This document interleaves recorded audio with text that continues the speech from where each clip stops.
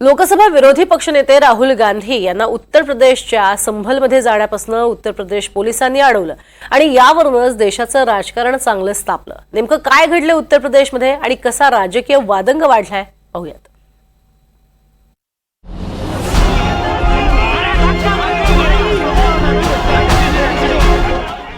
लोकसभेचे विरोधी पक्षनेते राहुल गांधींना अडवलेली ही दृश्य आहेत उत्तर प्रदेशच्या गाझीपूर सीमेवरची। काही दिवसांपूर्वी उत्तर प्रदेशच्या संभलमध्ये हिंसाचार उफाळला आणि त्यानंतर परिस्थितीची पाहणी करण्यासाठी निघालेल्या लोकसभेचे विरोधी पक्षनेते राहुल गांधी आणि खासदार प्रियंका गांधी यांना योगी सरकारनं गाझीपूर सीमेवरच अडवलं। हम सिर्फ संभल जाना चाहते हैं, देखना चाहते हैं वहाँ क्या हुआ, लोगों से मिलना चाहते हैं, मगर हमारा जो कॉन्स्टिट्यूशनल अधिकार है, मेरा जो कॉन्स्टिट्यूशनल अधिकार है उसको मुझे दिया नहीं जा रहा है। तो यही है, नया हिंदुस्तान है, कॉन्स्टिट्यूशन को खत्म करने का हिंदुस्तान है, अंबेडकर जी के कॉन्स्टिट्यूशन को खत्म करने का हिंदुस्तान है, मगर हम लड़ते रहेंगे। संभल पासून तब्बल 740 किलोमीटर दूर घडलेल्या या ड्राम्यावरून देशात राजकीय कलगीतुरा रंगू लागलाय। राहुल गांधींच्या संभल दौऱ्यावरून भाजपनं निशाणा साधलाय।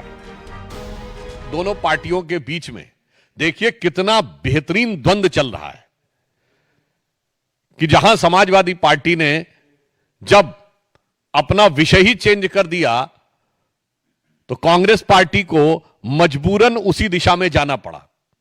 शायद कांग्रेस को लगा होगा कि सपा ने हमसे ज्यादा माइलेज ले लिया है, तो कांग्रेस को लगा होगा हम तो बड़ी पार्टी हैं, हमारे पास बड़े बड़े कई नेता हैं, हम अगर कोई ऐसा कार्य करें जिसमें बेहतर फोटो ऑप दिखेगा तो मीडिया माइलेज हम ज्यादा ले सकते हैं।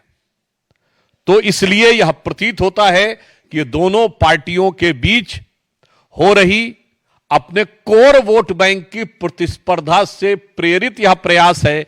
इसमें कांग्रेस पार्टी की तरफ से कोई संवेदनशीलता या कोई सहानुभूति का तत्व दिखाई नहीं पड़ता। दुसरीकडे या संभल हिंसाचाराचे पडसाद लोकसभेतही पडले।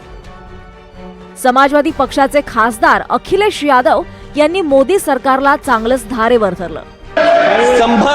संभल का माहौल बिगाड़ने में याचिका दायर करने वाले लोगों के साथ पुलिस और प्रशासन के लोग जिम्मेदार हैं। इनको निलंबित किया जाना चाहिए और हत्या का मुकदमा चलाया जाना चाहिए, जिससे कि लोगों को इंसाफ मिल सके और आने वाले समय में कोई इस प्रकार की संविधान के खिलाफ और गैर कानूनी घटना को अंजाम न दिया जा सके।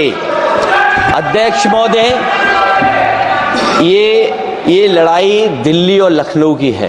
नो प्लीज कभी दिल्ली पहुंचे थे जिस रास्ते, वही लखनऊ वाले उसी रास्ते पहुंचना चाहते। उत्तर प्रदेशापासून ते राजधानी दिल्लीपर्यंत संभलच्या हिंसाचारानं वातावरण तापलंय। नेमकं संभल हिंसाचाराचं प्रकरण काय पाहूयात। शाही जामा मशिदीचं सर्वेक्षणावरून संभलमध्ये हिंसाचार।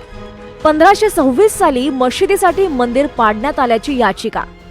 मशिदीच्या जागी भगवान कल्कीचं जुनं श्री हरिहर मंदिर असल्याचा दावा।